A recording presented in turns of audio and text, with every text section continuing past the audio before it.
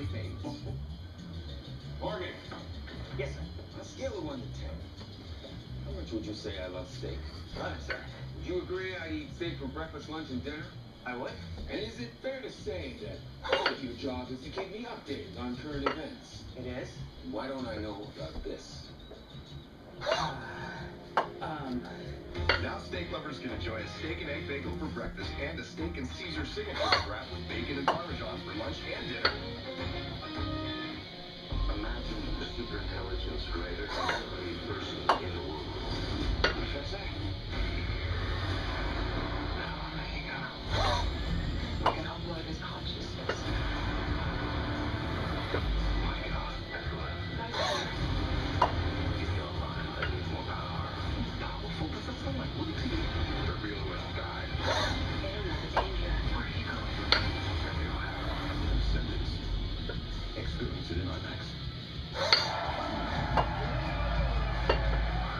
We're talking about this group of ex-bankers and guys and Wall Street guys that formed their own stock exchange because these high-frequency traders were rigging the market. What was the bank's role in this high-frequency trading, scam horizon? So you back away from the whole thing. It looks like the ecosystem is built around high-frequency traders making, skinny profits, scalping people in the market.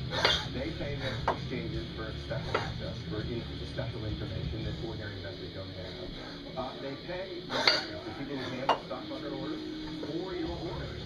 So when you place an order, you pay a commission to trade the stock, but the information about what you want to do gets sold to some high-frequency trader, and the right to exit the trade gets sold. But there's payment for it. That in itself.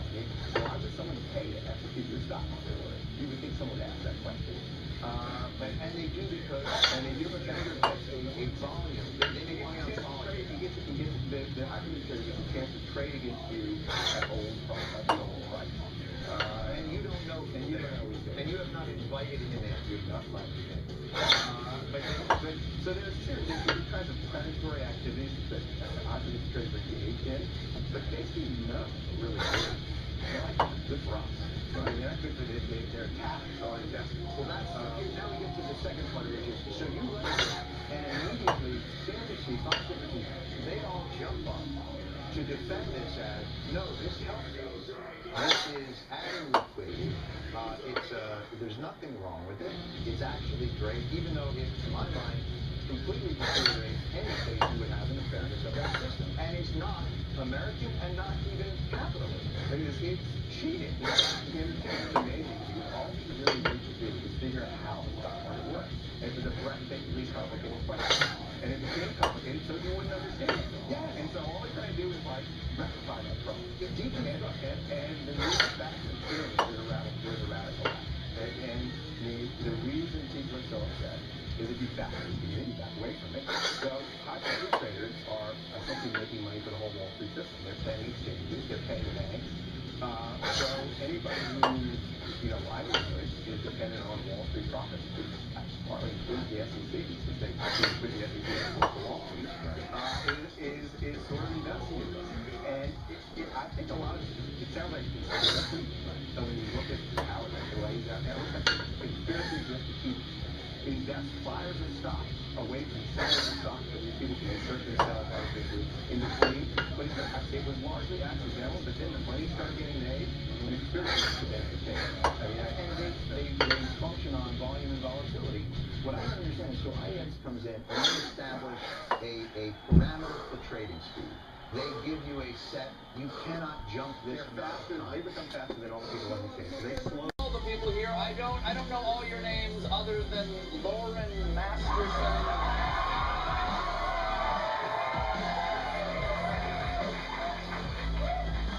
I'll try. Now, folks, tonight we're all happy, and I wish I could come to you with some good news.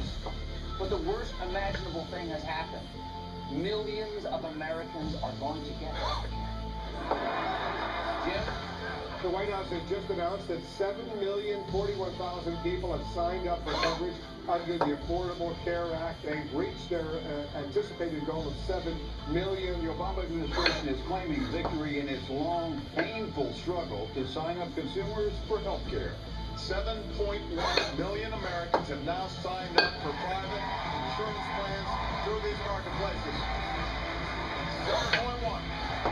7.1 million Americans have signed up for Obamacare. Now when I go to my doctor's office, there'll be 7.1 million people in the waiting room ahead of me. And I'm sorry, folks. I'm sorry. The highlights may stop being challenging after you've done it about 10 times. Folks, they were never supposed to make it to 7 million. 2 million people to sign up and 10 days to go. The likelihood of them getting to that place is highly unlikely. We like to call this Mission Impossible. They'll probably be a little bit under 4.5 million. There's no way they're going to get anywhere close. It just ain't going to happen. I just don't see how Karl Rove and his life partner, Bordy, could be wrong.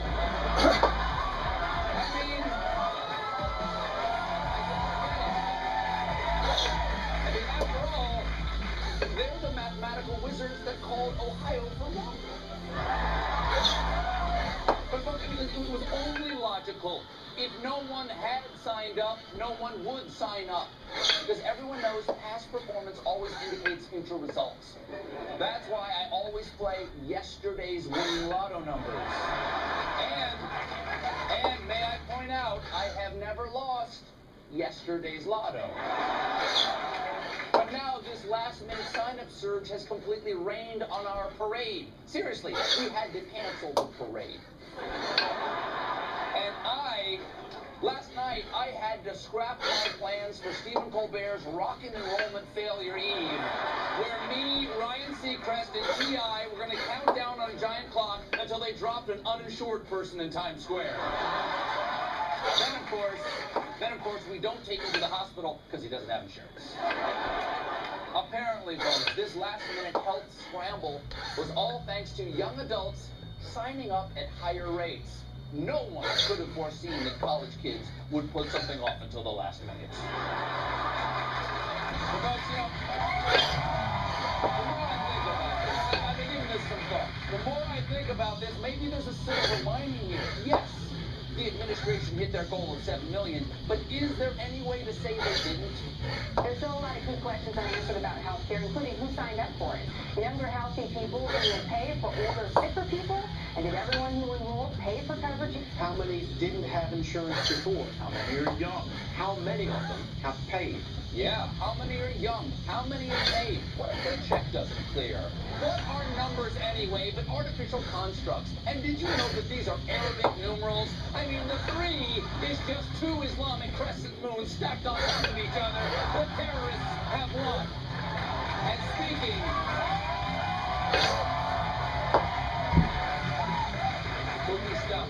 Spooky stuff.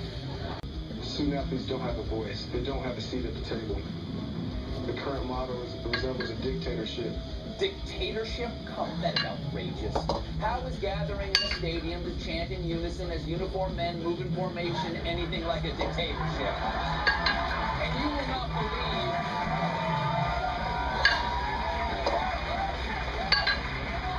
And you will not believe what these cleat-booted thugs are demanding.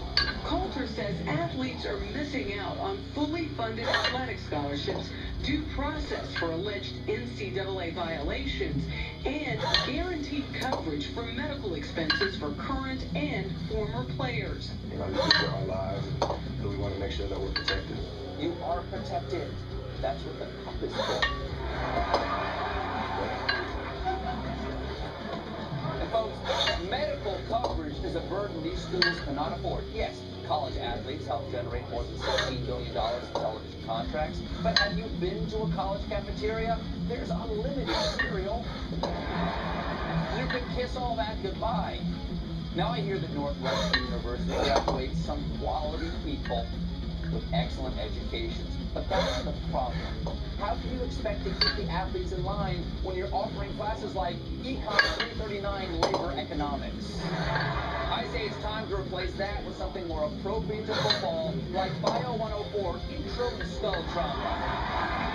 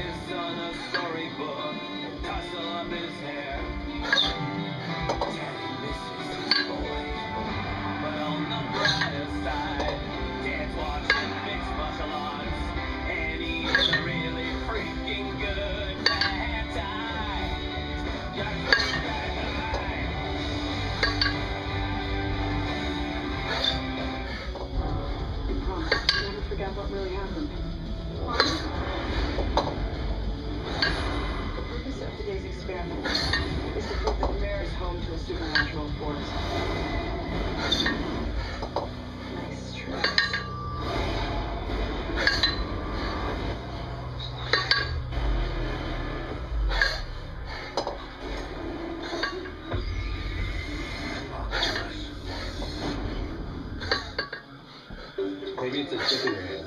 You're just talking to your palm and you're like texting with your fingers. Yeah, and I can just hang up on you. Hologram, just hovering over the screen. Or just projected life size in front of you. It'll be like a thing. Our program already in progress. Before the halftime break, I was taking it hot and hard to the National Labor Relations Board for allowing Northwestern University football players to form a union. If one of those folks were here, I would give him a piece of my money. Here to receive my money in peace. Please welcome former linebacker for UCLA and head of the College Athletes Players Association, Logie Hillman. Thank you so much for being here.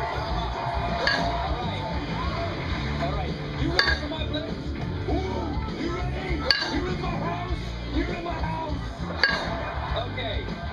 First of all, I do that to all my guests. We usually just edit it out. Now, I want to thank you for being here.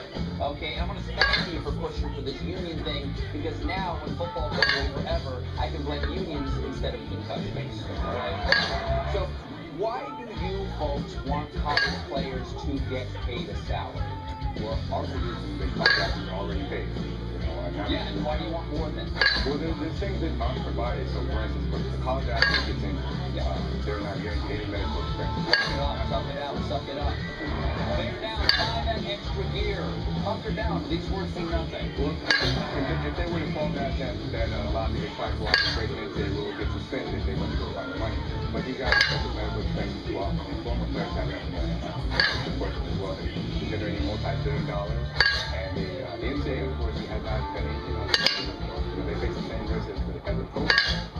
You can say, obviously, traffic injury, they have to do with the condition that is by another player. But what to have to do with unionizing? I understand what brain damage has to do with unionizing. If there was more brain damage, the players wouldn't need to unionize. The difference is that the NFL players have a union, and they were able to negotiate the collective bargaining, protect college athletes.